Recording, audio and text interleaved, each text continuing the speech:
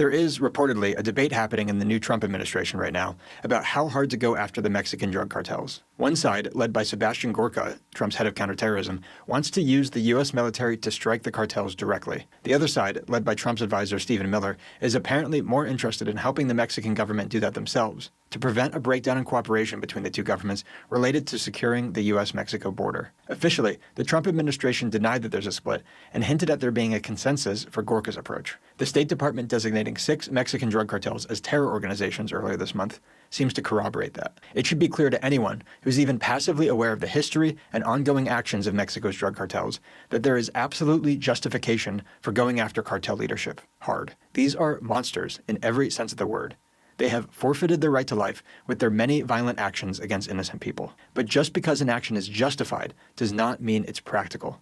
And practically, it's hard to imagine a worse idea than bringing the exact same war on terror playbook that absolutely blew up in Washington's face in the Middle East to our southern border. Not only did the war on terror, which also started with limited airstrikes and special operations, grow into massive, out-of-control operations that have cost trillions of dollars, thousands of American lives, and millions of local civilian lives. It created one of the largest waves of refugees in history. Tens of millions of people fled the violence north into Europe, where many remain today. Trump just won in large part to secure the southern border.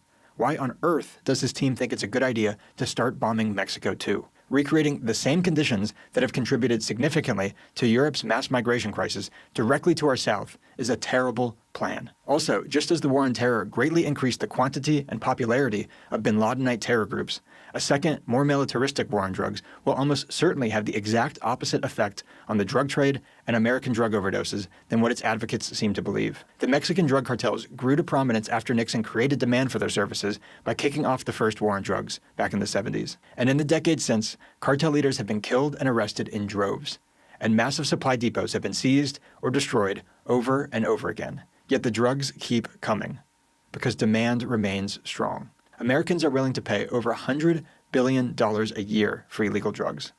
As long as that's the case, people are going to find a way to meet that demand. And as long as the government keeps trying to crack down on those substances, traffickers will minimize risk by transporting only the most potent versions of the drugs available, like fentanyl. As Americans, we have to start facing the fact that so many people in our country are desperate for substances that make them numb to whatever's happening in their lives. If we can start to address the many, many factors causing that, while abandoning the prohibitionist policies driving people to rely on criminal cartels to get their fix, our national drug problem will improve drastically. The worst thing we can do is quadruple down on two of the most disastrous government programs of the last 50 years at the same time.